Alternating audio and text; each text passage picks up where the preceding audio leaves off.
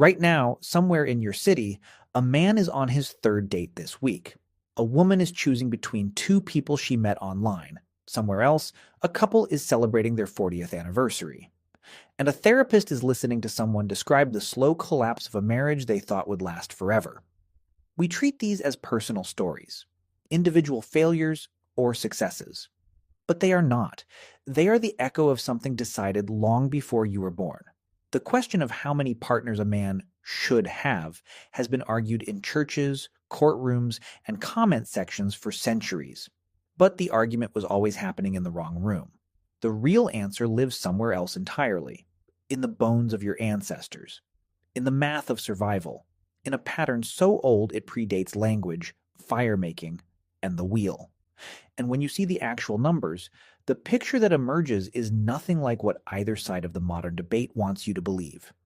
For over 300,000 years, your ancestors did not date. They did not marry in the way you understand marriage. There were no weddings, no vows, no legal contracts binding two people together in the eyes of a state that didn't exist yet. What they had was something messier, something more honest. They had proximity, they had negotiation, they had group dynamics that made modern relationship drama look simple by comparison. And inside all of that complexity, the question of how many women one man partnered with across his lifetime was not answered by preference or personality or charm. It was answered by resources, status, biology, and the ruthless logic of who survived long enough to matter. The numbers that come out of that logic will surprise you, because the story you've been told, whether you heard it from evolutionary psychology podcasts, or from religious tradition, or from somewhere in between, is almost certainly incomplete. In 2003, anthropologist Joseph Henrich, along with Robert Boyd and Robert Trivers, published research examining mating systems across 849 human societies, cataloged by ethnographers over 2 centuries of fieldwork. What they found was stark.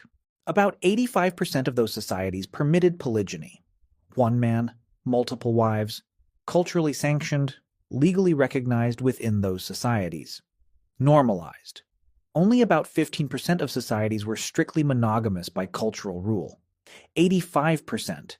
Most people stop reading there. They take that number and run with it. They use it to argue that men are naturally polygynous. That monogamy is artificial. That human males were designed by evolution to spread as widely as possible. But permitted is not the same as practiced. In those polygynous societies, the majority of men still ended up with one woman.